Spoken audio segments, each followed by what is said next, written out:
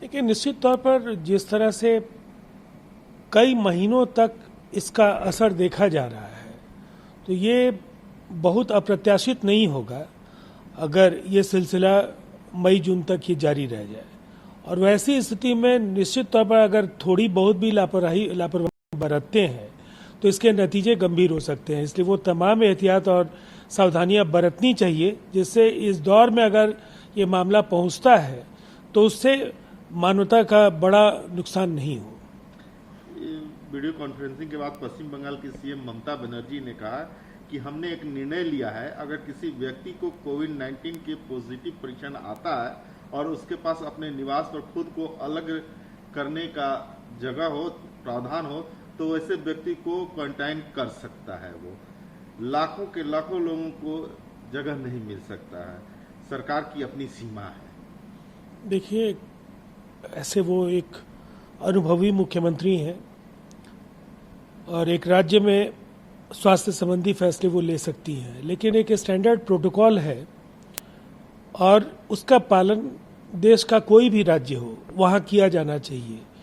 इसलिए कि इसमें कोई भी अगर होम क्वारंटाइन में पॉजिटिव कोई मरीज है, अगर वो पूरी प्रक्रिया का पालन सावधानी पूर्वक नहीं करता है तो ये कहीं ना कहीं बैकफायर भी कर सकता है ये फैसला। तो इन तमाम नतीजों को जरूर ध्यान में पूर्वानुमान उसका होना चाहिए, उसके आधार पर ही रणनीति बननी चाहिए। कोविड-19 के रैपिड टेस्टिंग किट को लेकर उठ रहे सवाल के बीच आईसीएमआर ने सभी राज्यों को सलाह दी है कि वे दोनों कंपनियां जो मांडो बायो और हुआई ल्यूजोन डायग्नोस्टिक किट्स जो आए हैं वो खरीदे गए हैं, इन किटों का इस्तेमाल करना बंद कर दे और उन्हें आपूर्तिकर्ता को वापस दे। मुझे लगता है केवल इतना काफी नहीं होगा, वापस तो किया ही जाना चाहिए। इन कंपनीज को ब्लैकलिस्ट भी किया जाना चाहिए। ये मानवता के साथ एक छल है और इस तरह की बदनीयती का जो कुपरिणाम है, जो दुष्परिणाम है, इन कंपनियों को भुगतना चाहिए।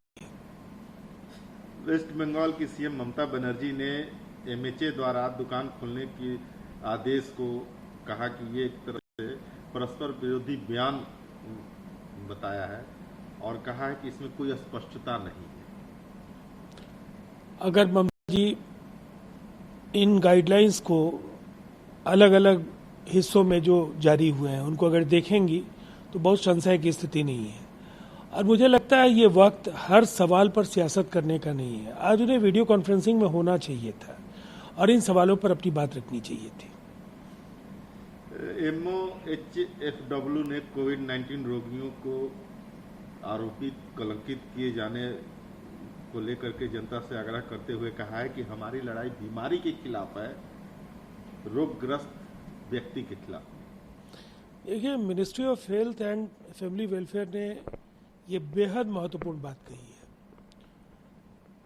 ऐसा वातावरण अगर बनता है कि संक्रमित को आप एक अपराधी की दृष्टि से देखेंगे तो निश्चित तौर पर इस संक्रमण को आप बढ़ने से रोक नहीं पाएंगे। उनकी गलती नहीं है, अगर वो बीमारी के शिकार हुए हैं तो इसकी सजा उन्हें नहीं भुगतना चाहिए। इसका संक्रमण और लोगों को संक्रमित नहीं करे, इसके लिए वो तमाम कदम उठाए जाएं जिन्हें उठाया जाना चाहिए।